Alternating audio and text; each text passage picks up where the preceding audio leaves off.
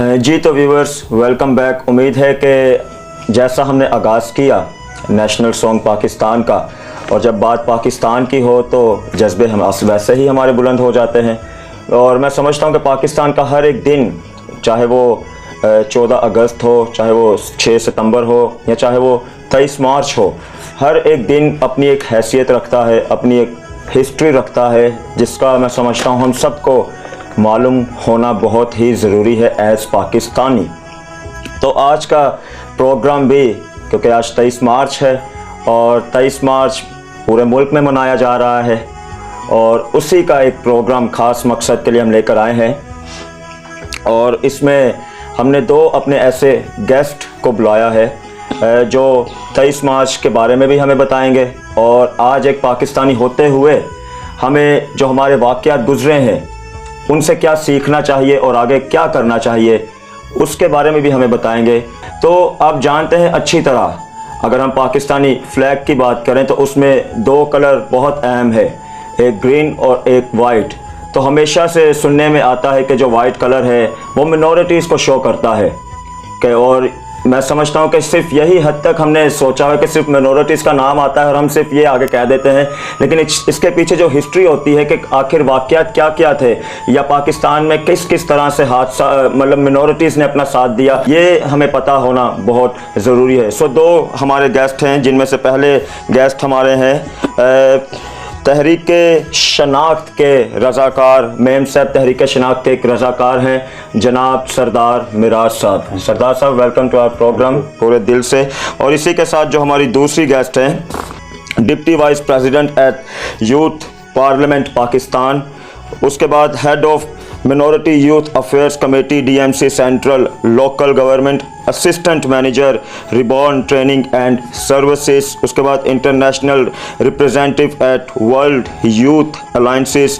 फिर इन्होंने अवार्ड भी लिए, यूथ आइकन का अवार्ड लिया 2016 में, और फिर इन्होंने एक और अवार्ड लिया बलोचिस्तान के जो फर्स्ट स्पीकर रही हैं राहिला हामिद दुरानी से। सो हमारे साथ मौजूद हैं मिस रुजला शेरगिल। कैसी हैं आप? मैं बिल्कुल ठीक ठाक, आप कैसे हैं? शुक्र है खुदा का। बिल्कुल। सो जैसा कि आप दोनों को पता है, आज है 23 मार्च। सबसे पहले तो 23 मार्च का दिन आप सब दोनों को बहुत बहुत मुबारक हो। आपको भी, क्योंकि पाकिस्तानी पूरी पाकिस्तानी कौम को मुबारक हो। सो सबको मुबारक हो। तो सरदार मिराज साहब, आपसे गुफ्तगू का आगाज़ करते हैं। जैसा कि आपने सुना, मैंने बताया कि हमारे जो झंडा है उसमें दो कलर है, मिनॉरिटीज़ का जो हम आज वो बात करेंगे। और ये ख़ास प्रोग्राम भी दोस्तों, मैं समझता हूँ हमारे उन दोस्तों के लिए, उन मसीही लीडर्स के लिए है जिनको सिर्फ मिनॉरिटी की हद तक तो पता है, लेकिन ये नहीं पता कि हमारे लीडर्स ने क्या क्या किरदार अदा किया, चाहे वो 23 मार्च का वाक़या हो, चाहे वो 6 सितंबर का वाक़या हो, चाहे वो 14 अगस्त का वाक़या हो। सो बात है 23 मार्च की, इसलिए हम 23 मार्च को देखेंगे कि हमारे जो क्रिश्चियन लीडर्स थे उन्होंने इस किरदार में क्या अदा किया। तो सरदार साहब, सबसे पहले तो मुझे ये बताएं कि 23 मार्च को एक्चुअल हुआ क्या था। और ये मैं सवाल इसलिए पूछ रहा हूँ नाजरीन, गुज़िश्ता दिन जब मैं इस प्रोग्राम की तैयारी कर रहा था और जब मेरी टीम हम सब मिलकर इसको कर रहे थे, तो मैंने एक वीडियो देखी थी, शायद आप लोगों ने भी देखी हो। उनसे किसी सोशल मीडिया पे किसी ने वीडियो डाली, तो उसमें एक एंकर थे, वो लोगों से पूछ रहे थे कि 23 मार्च क्या है।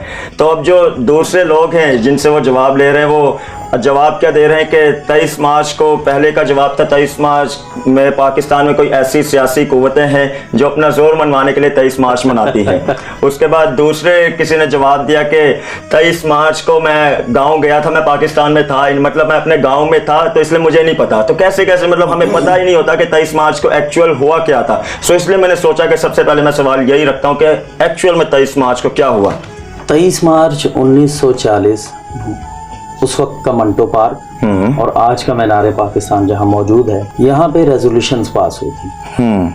अच्छा, बीइंग अ क्रिश्चियन, पहले तो हमें ये बड़ा फ़ख्र होना चाहिए कि उस वक्त जब ये 23 मार्च का इजलास हुआ, तो वहाँ पे ना सिर्फ ये कि हमारे 9-10 रहनुमा, मसीही रहनुमा, उन्होंने वहाँ शिरकत की, बल्कि हज़ारों की तादाद में क्रिश्चियन मसीही लोगों को वो साथ लेकर आए। अच्छा, बेसिकली जो 23 मार्च का आपने सवाल किया कि वहाँ हुआ क्या था, उसका समरी ये है, उस वक्त ये तहैया कर लिया गया था दामे दरमे सुख ने कि हमें पाकिस्तान बनाना है, हर सूरत में जद्दोजहद को हमने तेज करना है। अब उसमें माइनॉरिटीज़ भी थी, और अक्सरियती लोग भी थे, सब थे, लेकिन सबका जज्बा एक था कि पाकिस्तान को बनाना है।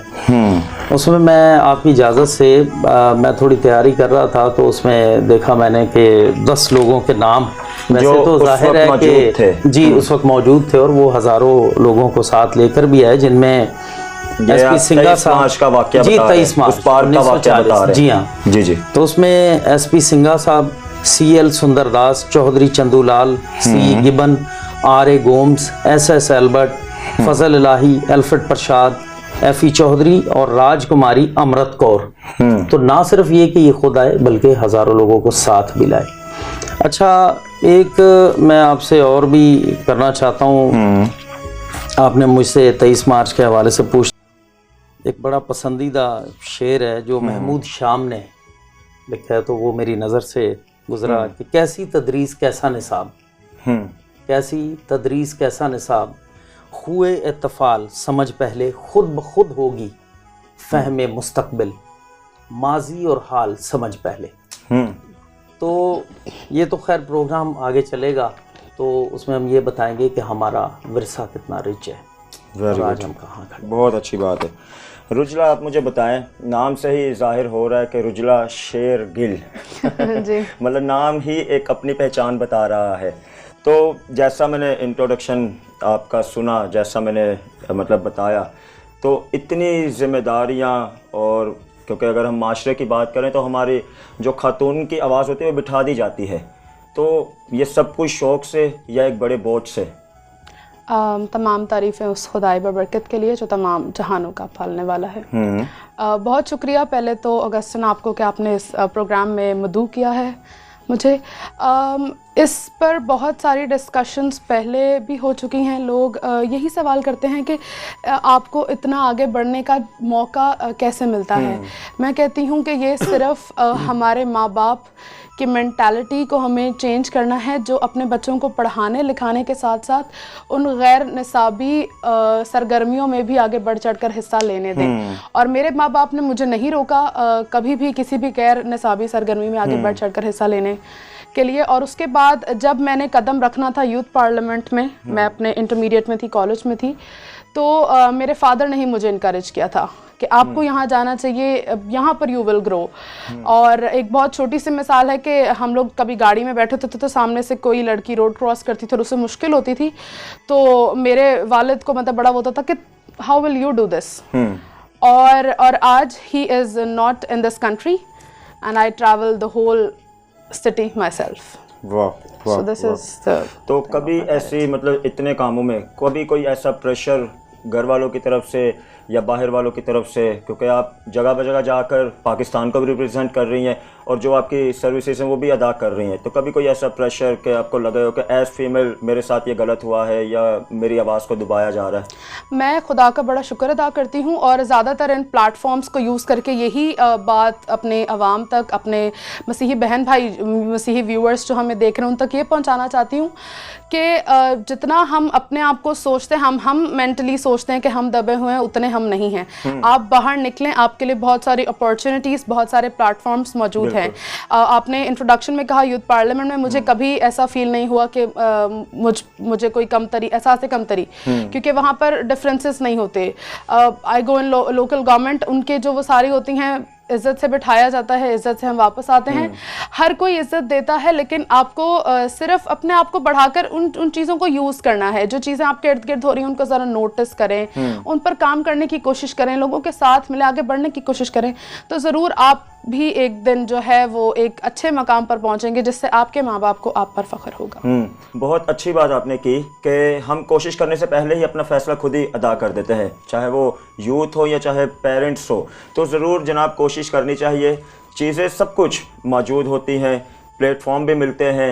आपके सामने मिसाल बैठी हुई है रुजला, ये एक फ़ीमेल होते हुए पाकिस्तान में जगह ब जगह जाकर पाकिस्तान को रिप्रेजेंट कर रही हैं। तो ज़रूर कुछ करें पाकिस्तान के लिए। मैं बल्कि समझता हूँ कि पाकिस्तान के लिए कुछ करें और पाकिस्तान के लिए कुछ बने। सरदार साहब, आपकी तरफ दोबारा आता हूँ मैं। मिनॉरिटी की बात करते हैं हम, तो सही है। अब आपने बताया कि इतनी हमें डिटेल 23 मार्च में वो नहीं नज़र आती। जो मिनॉरिटी की बात करें हम 23 मार्च के, क्योंकि कुछ असूल थे वो आपने बता दिए, ये असूल थे। फिर उसके बाद फिर मिनॉरिटी का क्या किरदार रहा? देखिए, माइनॉरिटीज़ का इसके बाद भी बहुत बहुत ज़बरदस्त किरदार रहा है, बहुत ही रिच। 1942 सन था जब मुत्तहिदा पंजाब की असम्बली ने, मतलब मेंबरान ने, मुस्लिम लीगी मेंबरान ने उनको दावत इस्तकबालिया दिया। तो वहाँ पे कायदे आज़म के लिए जो तकरीर कर रहे थे वो एसपी सिंघा साहब। तो एसपी सिंघा साहब ने वहाँ बड़े गोल्डन अल्फाज कहे। तकरीर करते करते उन्होंने कहा कि आज से कायदे आज़म मेरे कायद हैं, और फिर उससे भी ज़्यादा हमारे लिए फ़ख्र की बात यह है, बीइंग अ क्रिश्चियन पाकिस्तानी। कायदे आज़म ने जवाबी जब तकरीर की तो उसमें उन्होंने कहा कि मैं ये आपका एहसान कभी नहीं भूलूंगा। तो ये रिकॉर्डेड बात है। ये रिकॉर्डेड है, ये कोई हवा में नहीं है। अब दूसरी बात, आपने जो झंडे की बात की तो अमूमन कहा या सिर्फ सब्ज़ हलाली परचम, सब्ज़ सफ़ेद हलाली परचम है। और सब्ज़ सफ़ेद की हमें देखिए, कोई हर चीज़ में एक लिखी हुई बात जो है वो उसके बड़े मानी होते हैं। इसमें मैं एक छोटा सा, क्या कहना चाहिए, लतीफ़ा ही कहूँगा, क्योंकि मैं बुक का हवाला देने लगा हूँ तो वो मेरे बड़े भाई भी हैं। हालांकि वो कहते, वो भी अपने आप को चीफ वॉलंटियर हैं, यानी वो भी अपने आप को बानी नहीं कहते, बानी रज़ाकार कहते हैं इस तहरीक का। कैफ़ी साहब और भट्टी साहब, अनायत हुसैन भट्टी साहब, दोनों भाई थे सगे। तो कैफ़ी साहब से एक प्रोग्राम में किसी ने पूछा कि जी सबसे उनसे कहा गया कि सबसे अच्छे एक्टर कौन है, तो उन्होंने कहा यार दिलीप कुमार बड़ी अच्छी एक्टिंग कर देने, ते अपना दूसरे भी किसी का नाम लिया और कहा लेकिन पहाड़ां दी गल हो रहे। तो ये अब मजबूरी ये है कि मुझे, क्योंकि मैं स्टडी करने के लिए मैंने नथानिएल राजा साहब की बुक ली, फिर प्रोफेसर खोखर साहब की बुक ली। अच्छा, एक मिनट, आपकी बात को मैं रोकने की माजरत चाहता हूँ। पा जो आपने बताया है भाई, तो जनाब इन्होंने जो भाई की बात बताई, और जो शायद मैं समझता हूँ कि आप लोग कंफ्यूज हो रहे होंगे कि बार बार ये भाई कह रहे हैं और आपको पता नहीं कि भाई कौन से भाई। मैं बताना चाह रहा हूँ कि मुसन्निफ़ हैं आज़म मिराज साहब, तो बहुत ही अच्छे मुसन्निफ़ हैं जिन्होंने बहुत अच्छी अच्छी किताबें लिखी हैं पाकिस्तान की तहरीक पर, जो कि बेसिक क्रिश्चियन लीडर्स जो गुजरे हैं और जिन्होंने अपना अपना हिस्सा ऐड किया है, वो सारी डिटेल इनकी बुक्स में हमें मिलती हैं। तो चीज़ें सब कुछ अवेलेबल हैं, बात सिर्फ इतनी कि अगर कोई सीखना चाहे तो ज़रूर सबको पता होना चाहिए। जी सर, आप अपनी बात को कंटिन्यू करें। में से हवाला है क्योंकि उन्होंने ये इंटरव्यू उनकी बेटी से किया है, मावन लेस्ले मिडल कोट, जो विंग कमांडर थे। वो कहते हैं कि वो लेस्ली मिडल कोट बताती हैं उनकी बेटी कि बच्ची थी जब वो कोई 6वीं 7वीं में, तो एक दिन ऐसा हुआ कि डिबेट हुई, वो जीत गई। तो एक मुस्लिम बच्चा था, उसने उनको कहा कि अरे जाओ तुम ऐसे, तुम कौन से पाकिस्तानी हो, तुम ये है वो है, जो अमूमन बच्चे करते हैं। बिल्कुल। तो लेस्ली मिडल कोट को इतना गुस्सा आया कि उन्होंने थप्पड़ों की बरसात उस पर की। अच्छा। मारा कूटा और फिर घर आके खुद भी रोने लग गए। खैर वालिद साहब उनके जब घर आए तो माँ ने कहा कि आज आपकी लाडली ये करके आई है और ऊपर से नाराज़ बैठी हुई है। तो बाबा ने पूछा कि बेटा क्या हुआ, उन्होंने सारी स्टोरी बताई जो कुछ हुआ। तो उन्होंने बड़ा कम्प्रिहेंसिव जवाब दिया बच्चे को। तो ये होती है किरदार साजी। तो उन्होंने कहा बेटा वो जो अली है या जो भी तुम्हारा दोस्त है, ये ग्रीन वाला हिस्सा उसका है और जो सफ़ेद हिस्सा है ना वो हमारा है। और ये सफ़ेद हिस्से की अहमियत हम किस तरह समझें कि देखिए सफ़ेद हिस्सा, उन्होंने कहा कि सफ़ेद हिस्से में पोल है और इस पोल की बदौलत ये हरा झंडा जो है, हरा हिस्सा आज़ाद फ़िज़ाओं में लहराता है। एक बात। दूसरा, उन्होंने किरदार साजी के लिए उनसे कहा कि बेटा अपना किरदार इतना बुलंद कीजिए कि छोटी बातें, घटिया बात आपके कानों तक ना पहुंच सके। तो ये उस वक्त की किरदार साजी उन्होंने उस वक्त की, और झंडे की अहमियत उन्होंने फिर बताई। फिर उनको ये कहा गया कि जी यहाँ से माइग्रेट करें। उन्होंने कहा ये कभी हो नहीं सकता, क्योंकि वो एंग्लो इंडियन थे।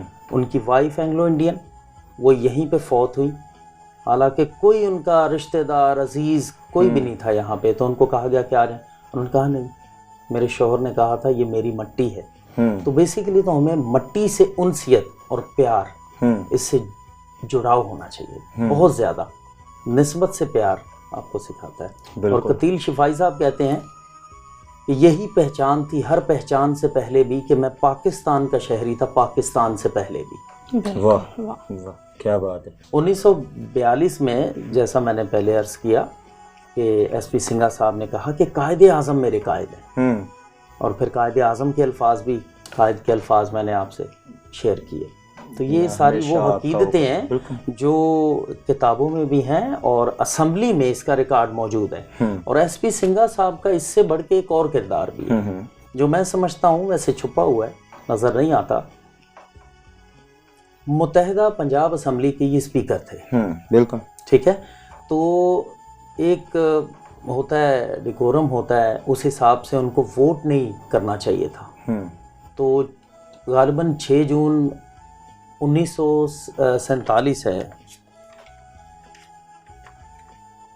हाँ 23 जून 1947 को इन्होंने अपनी चेयर से उठ के बीइंग अ स्पीकर ना सिर्फ ये कि खुद वोट डाला, क्योंकि कायदे आज़म साहब इनसे पहले मिले थे, उन्होंने कहा कि आप हमें वोट डालिएगा।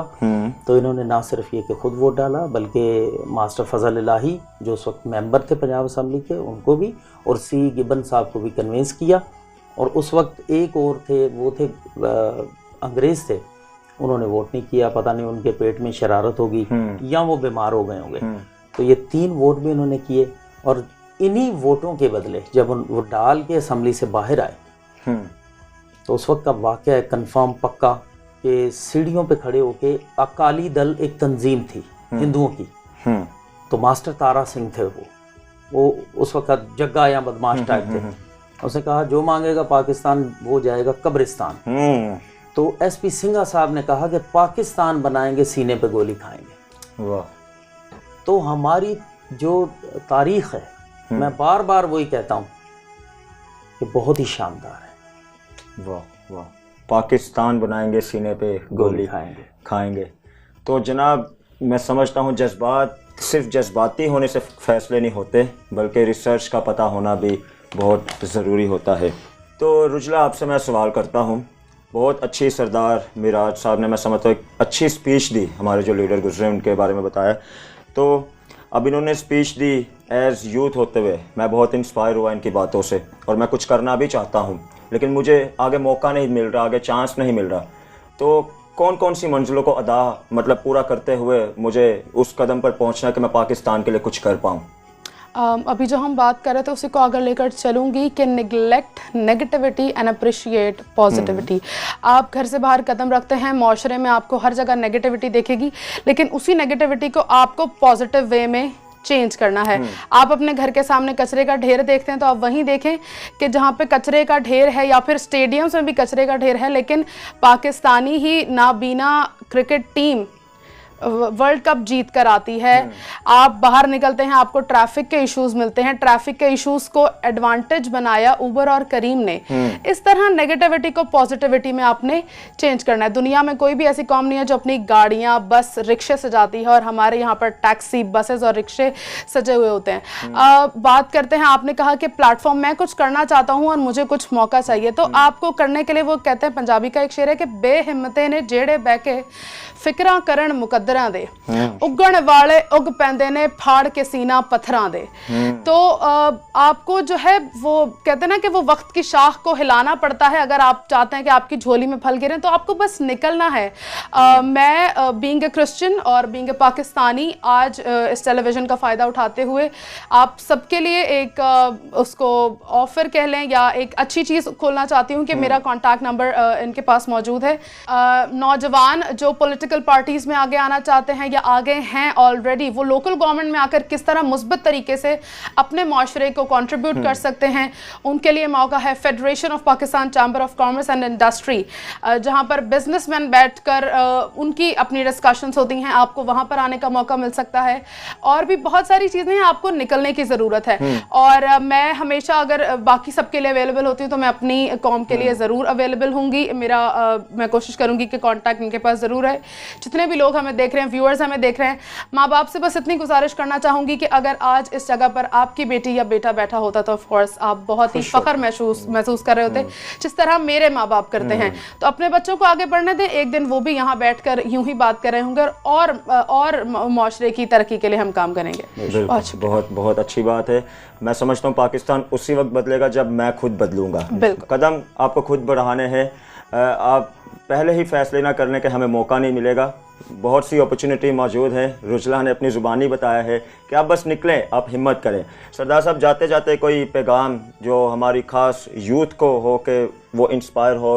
अगर आपके पास 1 मिनट हो तो मैं खास कर हम 1 मिनट 30 सेकंड आपको दे देते हैं। दिफा का हिस्सा भी मैं बताना चाहता हूँ। बिल्कुल, हम 1 मिनट 30 सेकंड देते हैं बीइंग पाकिस्तानी मसीही, हमें ये भी फ़ख्र होना चाहिए कि निशान हैदर पाकिस्तान का सबसे बड़ा एजाज़ है।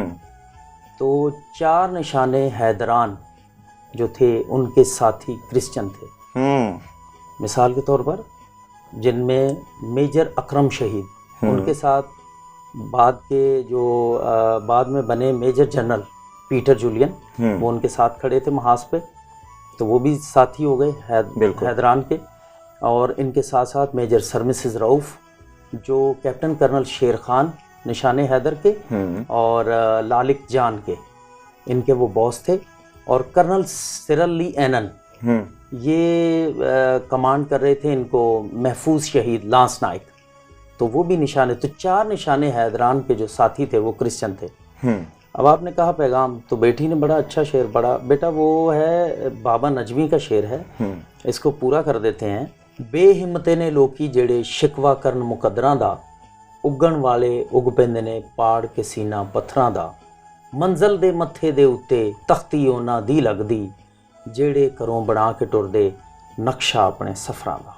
वाह वाह वाह। तो एक और साथ में ऐड कर देते हैं कि उठते सही किसी ना जुटते सही, दो लड़दे ने एक ढाई पैंदा तो हिम्मत करते सही।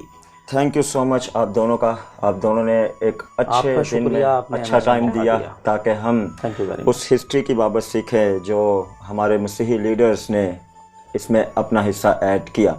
तो बहुत ज़रूरी है जनाब, कुछ सीखने के लिए मैं समझता हूँ कुछ रिसर्च करना बहुत ज़रूरी है। तो जितनी बातें मैं समझता हूँ आपने की, एक रिकॉर्डेड बातें इन्होंने की हैं। रुजला एक अच्छी मिसाल हमारे सामने बैठी हुई है। आप ज़रूर हिम्मत करें, कुछ करें, कुछ बने, अपना नाम रोशन करें, अपने वालिदैन का नाम रोशन करें और सबसे बढ़कर पाकिस्तान का नाम रोशन करें। फिर मिलेंगे आपसे अगले शो में, तब तक अपना बहुत ख्याल रखें।